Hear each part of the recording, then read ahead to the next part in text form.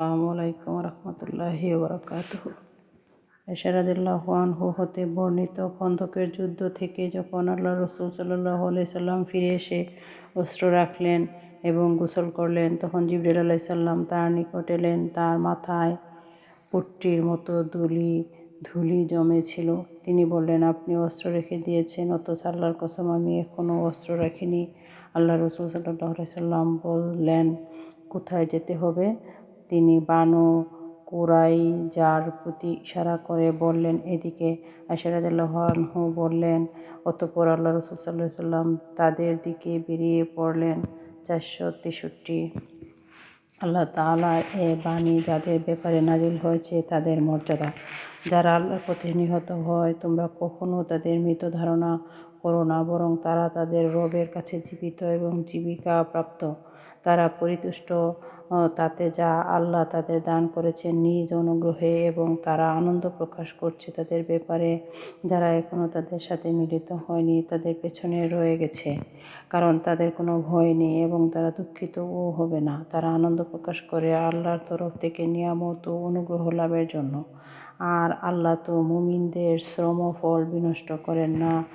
আল ইমরান 1069-1071।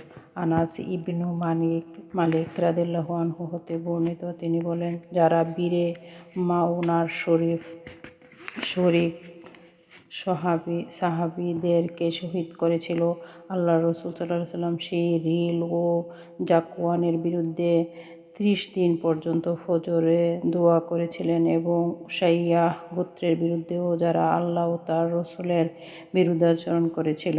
আনাস রাদিয়াল্লাহু আনহু বলেন, বীরে মাউনার নিকট শহীদ সাহাবীদের সম্পর্কে কুরআনের আয়াত নাজিল হয়েছিল, যা আমরা পাঠ করেছি। পরে তা মানসুখ হয়ে যায়। আয়াতটি হলো, তোমরা তোমাদের কওমের নিকটে খবর পৌঁছে দাও যে আমরা আমাদের রবের সাক্ষাৎ লাভ করেছি, তিনি আমাদের প্রতি সন্তুষ্ট এবং আমরাও তার প্রতি সন্তুষ্ট। 1001। জাবির ইবনু আবদুল্লাহ রাদিয়াল্লাহু আনহু হতে বর্ণিত, তিনি বলেন, উহুদের যুদ্ধের দিন কিছু সংখ্যক সাহাবী সকালবেলায় শারাব পান করেন, অতঃপর যুদ্ধে তারা শাহাদাত লাভ করেন। সুফিয়ান রাহমাতুল্লাহি আলাইহিকে প্রশ্ন করা হলো সেই দিনের শেষ প্রহরে। তিনি বললেন, এ কথাটি তাতে নেই। 4044, 4618। শহীদের উপর ফেরেশতাদের ছায়া বিস্তার। জাবির ইবনু আবদুল্লাহ রাদিয়াল্লাহু আনহু হতে বর্ণিত, তিনি বলেন, উহুদের যুদ্ধ শেষে আমার পিতাকে তার লাশ নবী সাল্লাল্লাহু আলাইহি সাল্লামের নিকট অঙ্গ-প্রত্যঙ্গ কাটা অবস্থায় আনা হলো এবং তার সামনে রাখা হলো। আমি তার চেহারা খুলতে চাইলাম, আমার গোত্রের লোকেরা আমাকে নিষেধ করল। এমন সময় তিনি কোনো বিলাপকারিণীর বিলাপ ধ্বনি শুনতে পেলেন। বলা হলো যে আমরের কন্যা বা ভগ্নী। অতঃপর নবী সাল্লাল্লাহু আলাইহি ওয়াসাল্লাম বললেন, সে কাঁদছে কেন? অর্থাৎ বলেছিলেন সে যেন না কাঁদে। ফেরেশতা মণ্ডলী তাকে ডানা দ্বারা ছায়া দান করছেন। আমি ইমাম বুখারী রহমতুল্লাহ আলাইহি বলেন, সাদাকা রহমতুল্লাহ আলাইহি কে জিজ্ঞেস করলাম, এও কি বর্ণিত আছে যে তাকে উঠিয়ে নেওয়া পর্যন্ত? তিনি বললেন, জাবির রাদিয়াল্লাহু আনহু কখনো সেটাও বলেছেন। 1244। পৃথিবীতে আবার ফিরে আসার জন্য মুজাহিদদের কামনা।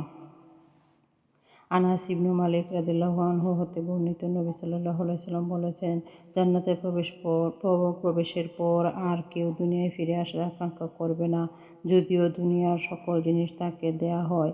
একমাত্র শহীদ ব্যতীত সে দুনিয়ায় ফিরে আসার আকাঙ্ক্ষা করবে, যেন 10 বার শহীদ হয়, কেননা সে শাহাদাতের মর্যাদা দেখেছে। 2795। মুসলিম 33-29 হাদিস 1877। আহমদ 12275। জান্নাত হলো তলোয়ারের ঝলকানির তলে। মুগিরা ইবনু শুবা রাদিয়াল্লাহু আনহু বলেন, নবী সাল্লাল্লাহু আলাইহি সাল্লাম আমাদের জানিয়েছেন আমাদের প্রতিপালকের পয়গাম, আমাদের মধ্যে যে শহীদ হলো সে জান্নাতে পৌঁছে গেল। উমর রাদিয়াল্লাহু আনহু নবী সাল্লাল্লাহু আলাইহি সাল্লামকে বলেন, আমাদের শহীদগণ জান্নাতবাসী, আর তাদের নিহতরা কি জাহান্নামবাসী নয়? আল্লাহ রাসূল সাল্লাল্লাহু আলাইহি সাল্লাম বলেন, হ্যাঁ। উমর ইবনু উবাইদুল্লাহ রহমতুল্লাহ এর আদায়কৃত গোলাম ও তার কাতিব সালেম আবু নাজর রাদিয়াল্লাহু আনহু হতে বর্ণিত, তিনি বলেন, আবদুল্লাহ ইবনু আবু আওফা রাদিয়াল্লাহু তাকে লিখেছিলেন যে আল্লাহ রাসূল সাল্লাল্লাহু আলাইহি সাল্লাম বলেছেন, তোমরা জেনে রাখো তরবারির ছায়াতলেই জান্নাত। ওয়াইসি রহমতুল্লাহ ইবনু আবু জিনাদ রহমতুল্লাহ আলাইহি এর মাধ্যমে মুসা ইবনু উকবা রাদিয়াল্লাহু আনহু থেকে হাদিস বর্ণনার ব্যাপারে মুয়াবিয়া ইবনু আমর রহমতুল্লাহ আলাইহি আবু ইসাক রহমতুল্লাহ আলাইহি এর মাধ্যমে মুসা ইবনু উকবা রাদিয়াল্লাহু আনহু হতে বর্ণিত হাদিসের অনুসরণ করেছেন। 2018, 33, 2966, 3024, 7237। মুসলিম 32/6 হাদিস 1742। আহমদ 19136। জিহাদের উদ্দেশ্যে যে সন্তান চায়। আবু হুরায়রা রাদিয়াল্লাহু আনহু হতে বর্ণিত, আল্লাহর রাসূল সাল্লাল্লাহু আলাইহি সাল্লাম বলেছেন, সুলাইমান ইবনু দাউদ আলাইহিস সালাম বলেছিলেন, আজ রাতে আমি 100 অথবা বলেছেন 99 জন স্ত্রীর সঙ্গে সঙ্গম হব, তাদের প্রত্যেকেই একজন বীর মুজাহিদ প্রসব করবে। তার একজন সাথী বললেন, বলুন ইনশাআল্লাহ। কিন্তু তিনি ইনশাআল্লাহ বলেননি, ফলে একজন স্ত্রীবৃদ্ধ কেউই গর্ভবতী হলেন না। তিনিও একটি অপূর্ণাঙ্গ সন্তান প্রসব করলেন। সেই সন্তান সত্তার কসম, যার হাতে মুহাম্মদ সাল্লাল্লাহু আলাইহি সাল্লামের প্রাণ, যদি তিনি ইনশাআল্লাহ বলতেন তবে সকলের সন্তান হতো এবং তারা সকলে ঘোড় সওয়ার হয়ে আল্লাহর রাস্তায় জিহাদ করত। 3424, 5242, 6639, 6720, 7469। যুদ্ধে সাহসিকতা ও বীরতা। আনাস রাদিয়াল্লাহু আনহু হতে বর্ণিত, তিনি বলেন, নবী সাল্লাল্লাহু আলাইহি সাল্লাম সর্বাপেক্ষা সুশ্রী, সাহসী ও দানশীল ছিলেন। মাদিনাবাসীগণ একবার ভীতশঙ্কিত হয়ে পড়ল। নবী সাল্লাল্লাহু আলাইহি সাল্লাম ঘোড়ায় চড়ে সবার আগে এগিয়ে গিয়ে বললেন, আমরা এদিকে সমুদ্রের মতো পেয়েছি। আমরা এটিকে সমুদ্রের মতো পেয়েছি। জুবাইর ইবনু মুতঈম রাদিয়াল্লাহু আনহু হতে বর্ণিত, হুনাইন থেকে ফেরার পথে তিনি আল্লাহর রাসূল সাল্লাল্লাহু আলাইহি সাল্লামের সঙ্গে চলছিলেন। তার সঙ্গে আরও অনেক সাহাবী ছিলেন। এমন সময় কিছু গ্রাম্য ব্যক্তি এসে তাকে জড়িয়ে ধরল এবং তাদের কিছু দেওয়ার জন্য পীড়াপিড়ি শুরু করল।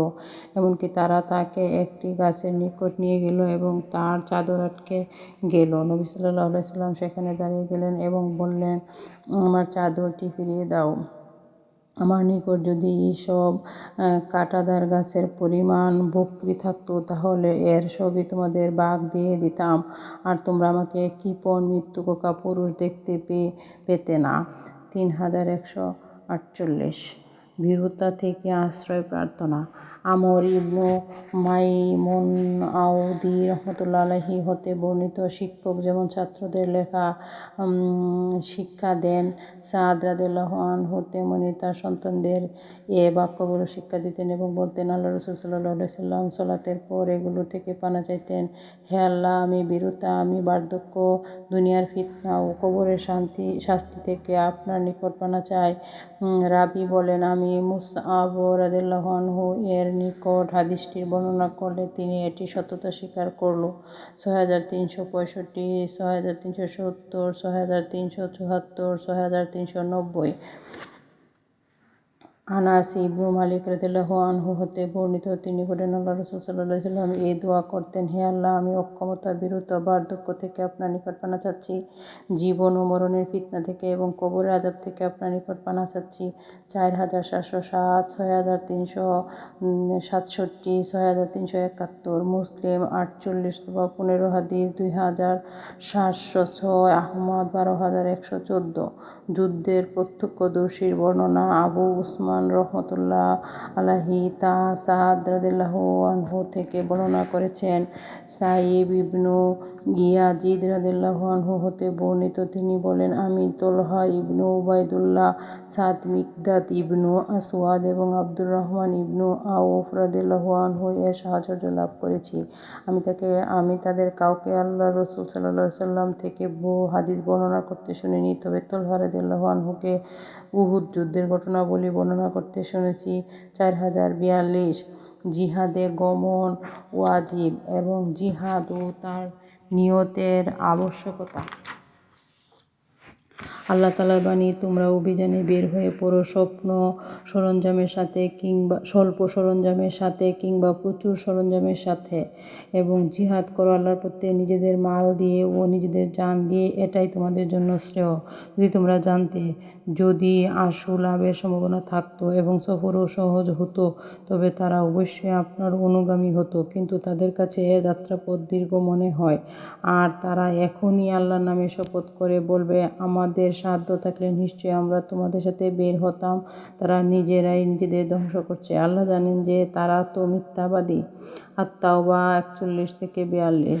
আল্লাহ তাআলা আরও বলেন, ওহে যারা ঈমান এনেছ, তোমাদের কি হলো? তোমরা তোমাদের আল্লাহর পথে অভিযানে বের হতে বলা হয়, তখন তোমরা ভারাক্রান্ত হয়ে মাটিতে ঝুঁকে পড়ো। তবে কি তোমরা আখিরাতের পরিবর্তে পার্থিব জীবনে তুচ্ছ হয়ে গেলে? বস্তুত আখিরাতের তুলনায় পার্থিব জীবনের ভোগের উপকরণ নিতান্ত অকিঞ্চিৎকর। আত-তাওবা 38-39। ইবনু আব্বাস রাদিয়াল্লাহু আনহু থেকে বর্ণিত উল্লেখ রয়েছে, অর্থ হলো, বিভিন্ন ক্ষুদ্র ক্ষুদ্র দলে বিভক্ত হয়ে তোমরা জিহাদের জন্য বেরিয়ে পড়ো। শব্দটির একবচন অর্থ ক্ষুদ্র দল।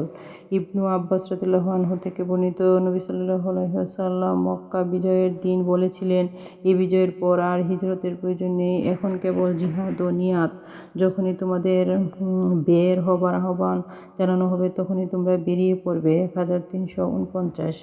কোনো ফাকির যদি কোনো মুসলিমকে হত্যা করে অতঃপর ইসলাম গ্রহণ করত, দিনের উপর অবিচল থেকে আল্লাহর পথে নিহত হয়। আবু হুরায়রা রাদিয়াল্লাহু আনহু হতে বর্ণিত, আল্লাহ রাসূল সাল্লাল্লাহু আলাইহি সাল্লাম বলেছেন, দুই ব্যক্তিও ক্ষেত্রে আল্লাহ হাসেন, যারা একে অপরকে হত্যা করে উভয়ে জান্নাতবাসী হবে।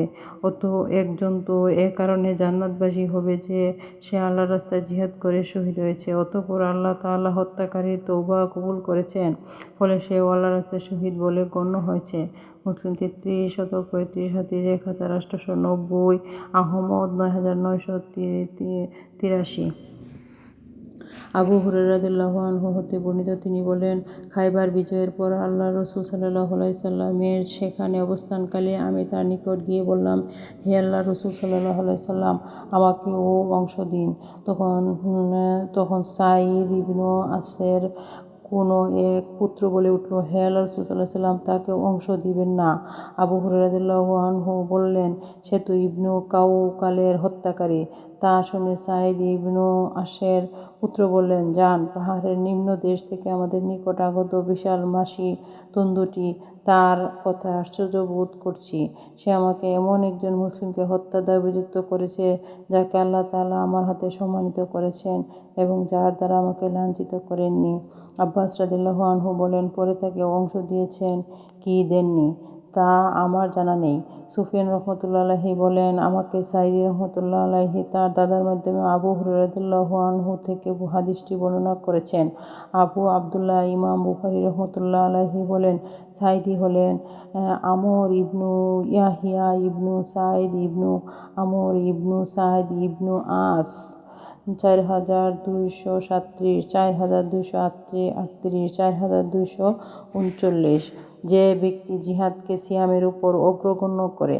আনাস ইবনু মালিক রাদিয়াল্লাহু আনহু হতে বর্ণিত, তিনি বলেন, নবী সাল্লাল্লাহু আলাইহি সাল্লাম এর জীবদ্দশায় আবু তালহা রাদিয়াল্লাহু জিহাদের কারণে সিয়াম পালন করতেন না, কিন্তু আল্লাহর রাসূল সাল্লাল্লাহু আলাইহি সাল্লাম এর ইন্তিকালের পর ঈদুল ফিতর ও ঈদুল আযহা ব্যতীত তাকে কখনো সিয়াম বাদ দিতে দেখিনি। নিহত হওয়া ব্যতীত ও 7 ধরনের শাহাদাত আছে। আবু হুরায়রা রাদিয়াল্লাহু আনহু হতে বর্ণিত, আল্লাহর রাসূল সাল্লাল্লাহু আলাইহি সাল্লাম বলেছেন, 5 প্রকার মৃত শহীদ: মহামারীতে মৃত, পেটের পীড়ায় মৃত, পানিতে ডুবে মৃত, ধ্বংসস্তূপে চাপা পড়ে মৃত এবং যে আল্লাহর পথে শহীদ হন। 6053। আনাস ইবনে মালিক রাদিয়াল্লাহু আনহু হতে বর্ণিত, আল্লাহ রাসূল সাল্লাল্লাহু আলাইহি ওয়াসাল্লাম বলেছেন, মহামারীতে মৃত্যু হওয়া প্রতিটি মুসলিমের জন্য শাহাদাত। 5732, মুসলিম 3352, হাদিস 1916, আহমদ 12521। আল্লাহ তাআলার বাণী। গৃহে উপবিষ্ট মুসলমান যাদেরও কোনো সঙ্গত উজর নেই, এবং ওই মুসলমান যারা জান ও মাল দ্বারা আল্লাহর প্রতি জিহাদ কৌয়ে সমান নয়। যারা জান ও মাল দ্বারা জিহাদ করে, আল্লাহ তাদের পদমর্যাদা বাড়িয়ে দিয়েছেন গৃহে উপবিষ্টদের তুলনায়, এবং প্রত্যেকের সাথে আল্লাহ কল্যাণের ওয়াদা করেছেন। আল্লাহ মুজাহিদিনকে উপবিষ্টদের উপর মহান প্রতিষ্ঠানে শ্রেষ্ঠ করেছেন। এগুলো তার পক্ষ থেকে পদমর্যাদা, ক্ষমা ও করুণা। আল্লাহ ক্ষমাশীল ও করুণাময়। আন-নিসা 95-96। বারা রাদিয়াল্লাহু আনহু হতে বর্ণিত, তিনি বলেন, আয়াতটি নাজিল হলে আল্লাহ রাসূল সাল্লাল্লাহু আলাইহি ওয়াসাল্লাম যায়েদ রাদিয়াল্লাহু আনহুকে ডেকে আনলেন। তিনি কোনো জন্তুর একটি চৌড়া হাড় নিয়ে আসেন এবং তাতে উক্ত আয়াতটি লিখে রাখেন।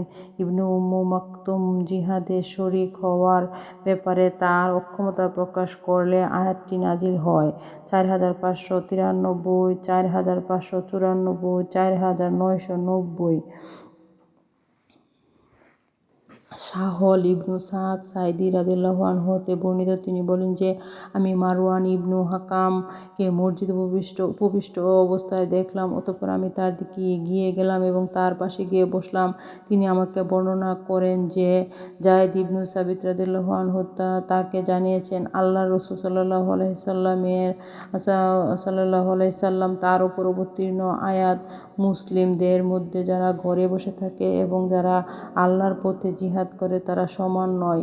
আন-নিসা 95। যখন তাকে দিয়ে লিখিয়েছিলেন, ঠিক সে সময় অন্ধ উম্মু মাকতুম রাদিয়াল্লাহু সেখানে উপস্থিত হয়ে বললেন, হে আল্লাহর রাসূল, আমি যদি জিহাদে যেতে সক্ষম হতাম তবে অবশ্যই অংশগ্রহণ করতাম। সে সময় আল্লাহ তাআলা তার রাসূল সাল্লাল্লাহু আলাইহি ওয়াসাল্লামের উপর ওয়াহী নাজিল করেন। তখন আল্লাহ রাসূল সাল্লাল্লাহু আলাইহি ওয়াসাল্লামের উরু আমার উরুর উপর রাখা ছিল এবং তা আমার নিকট এতই ভারী মনে হচ্ছিল যে আমি আমার উরু ভেঙে যাবার আশঙ্কা করছিলাম। অতঃপর ওয়াহী অবতীর্ণ হবার অবস্থা দূর হলো। এ সময় আয়াতটি আল্লাহ নাজিল করেন। 4592। যুদ্ধের সময় ধৈর্য অবলম্বন। সালিম আবু নাজর রাহমাতুল্লাহি আলাইহি হতে বর্ণিত, আব্দুল্লাহ ইবনে আবু আওফা রাদিয়াল্লাহু আনহু লিখে পাঠালেন, আর আমি তাতে পড়লাম যে, আল্লাহ রাসূল সাল্লাল্লাহু আলাইহি ওয়াসাল্লাম বলেছেন, যখন তোমরা তাদের শত্রুদের মুখোমুখি হবে তখন ধৈর্য অবলম্বন করবে। 2818। জিহাদে উদ্বুদ্ধকরণ। আল্লাহ তাআলার বাণী। জিহাদের জন্য মুমিনদের উদ্বুদ্ধ করুন। আনফাল 65। আনাস রাদিয়াল্লাহু আনহু হতে বর্ণিত, আল্লাহ রাসূল সাল্লাল্লাহু আলাইহি ওয়াসাল্লাম খন্দকের দিকে বের হলেন। শীতল সকালে আনসার ও মুজাহিররা পরিখা খনন করছেন, আর তাদের এ কাজ করার জন্য তাদের কোনো গোলাম ছিল না। যখন তিনি তাদের দেখতে পেলেন যে তারা কষ্ট এবং ক্ষুধায় আক্রান্ত, তখন বললেন, হে আল্লাহ, গত্যিকারে আয়েশ হচ্ছে আখিরাতের আয়েশ, তুমি আনসার ও মুজাহিদদের ক্ষমা করে দাও। এর উত্তরে তারা বলে উঠেন, আমরা তারাই যারা মুহাম্মদের হাতে বায়াত করেছি জিহাদের যতদিন আমরা বেঁচে আছি। 2835, 2961, 3795, 3796, 4099, 4100, 6413, 7201। মুসলিম 32/44, হাদিস 1805, আহমদ 12732। পরিখা খনন করা। আনাস রাদিয়াল্লাহু আনহু হতে বর্ণিত, তিনি বলেন, আনসার ও মুজাহিরগণ মাদিনার পাশে পরিখা খনন করছিলেন এবং তারা পিঠে করে মাটি বহন করছিলেন, আর তারা এই কবিতা আবৃত্তি করছিলেন, আমরা আল্লাহ ইসলামের উপর মুহাম্মদের হাতে বায়াত নিয়েছি ততদিন পর্যন্ত যতদিন আমরা বেঁচে থাকি। আর নবী সাল্লাল্লাহু আলাইহি ওয়াসাল্লাম তাদের উত্তরে বলছিলেন, হে আল্লাহ, আখিরাতের কল্যাণ ব্যতীত কোনো কল্যাণ নেই, তাই আনসার ও মুজাহিদদের প্রতি বরকত নাজিল করুন। 2834। বারা রাদিয়াল্লাহু আনহু হতে বর্ণিত যে নবী সাল্লাল্লাহু আলাইহি ওয়াসাল্লাম মাটি উঠাচ্ছিলেন এবং বলছিলেন, যদি না হতেন তাহলে আমরা হিদায়াত লাভ করতাম না। 2837, 3034, 4104, 104, 4106, 6620, 7236। বারা রাদিয়াল্লাহু আনহু হতে বর্ণিত তিনি বলেন, আহজাবের দিন আমি আল্লাহ রাসূল সাল্লাল্লাহু আলাইহি ওয়াসাল্লামকে দেখেছি যে তিনি মাটি বহন করছেন আর তার পেটের শুভ্রতা মাটি ঢেকে ফেলেছে। সে সময় তিনি আবৃত্তি করছিলেন, হে আল্লাহ, আপনি না হলে আমরা হেদায়েত পেতাম না, সদকা দিতাম না এবং সালাত আদায় করতাম না, তাই আমাদের উপর শান্তি নাজিল করুন। যখন আমরা শত্রুর সম্মুখীন হই তখন আমাদের পা সুদৃঢ় করুন। ওরা আমাদের নিয়ে বিরুদ্ধাচরণ করেছে। তারা যখনই কোনো ফিতনা সৃষ্টি করতে চায় তখনই আমরা তা থেকে বিরত থাকি। 2836, মুসলিম 32 অথবা 44, হাদিস 1803, আহমদ 18538। উজর যাকে জিহাদে গমন করতে বাধা দান করে। আনাস রাদিয়াল্লাহু আনহু হতে বর্ণিত তিনি বলেন, আমরা তাবুকের যুদ্ধ থেকে নবী সাল্লাল্লাহু আলাইহি ওয়াসাল্লাম এর সঙ্গে প্রত্যাবর্তন করেছি। 2839, 4423। আনাস রাদিয়াল্লাহু আনহু হতে বর্ণিত যে নবী সাল্লাল্লাহু আলাইহি ওয়াসাল্লাম এক যুদ্ধে ছিলেন। তখন তিনি বললেন, কিছু ব্যক্তি মদিনা হয় আমাদের পেছনে রয়েছে। আমরা কোনো ঘাঁটি বা কোনো উপত্যকায় চলিনি তাদের সঙ্গে ব্যতীত। উজর তাদের বাধা দিয়েছে। 2838। আল্লাহর পথে থাকা অবস্থায় সিয়াম পালনের ফজিলত।